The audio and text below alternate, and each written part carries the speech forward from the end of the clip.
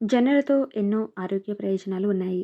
అలాంటి జొన్నలతో రొట్టెలు మాత్రమే కాకుండా దోసలు వేసుకున్నట్టయితే అవి కూడా మామూలు దోసల్లా మెత్తగా ఉంటాయి. జొన్న దోస తయారీ విధానం తెలుసుకునే ముందు ఒక చిన్న కథను చెప్తాను. ఇద్దరు భార్యాభర్తలు పెళ్ళై 18 సంవత్సరాలు అవుతుంది. పెళ్ళైన తర్వాత ఇద్దరు వేరు కాపురం పెట్టారు. భార్య అత్తమామల్ని అలాగే తోడికోడళ్ళతో ఎంతో కలివిడిగా ఉండేది. భర్త కూడా భార్య తరపు బంధువులందరినీ ఎంతో గౌరవించేవాడు. వీరిద్దరికీ ఇద్దరు పిల్లలు పుట్టారు. భార్య భర్తను ఎంతో ప్రేమగా చూసుకునేది, అలాగే గౌరవించేది. భర్త కూడా భార్య ఇష్టాన్ని గౌరవించేవాడు, అలాగే భార్యను ఎంతో ప్రేమగా చూసుకునేవాడు. అలా సంతోషంగా సాగిపోతున్న వీళ్ళ జీవితంలోకి 18 సంవత్సరాల తర్వాత ఒక సమస్య వచ్చింది. భార్యకు భర్తపై అనుమానం కలిగింది.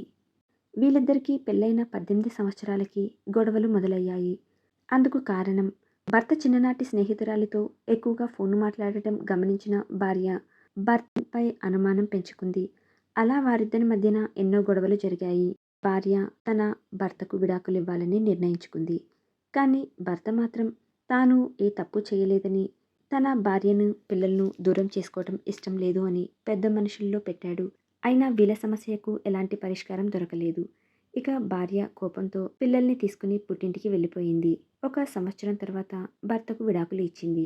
భార్య విడాకులు తీసుకున్నా ఎప్పటికైనా కలుస్తుందన్న ఆశతో భర్త ఒంటరిగా జీవిస్తున్నాడు.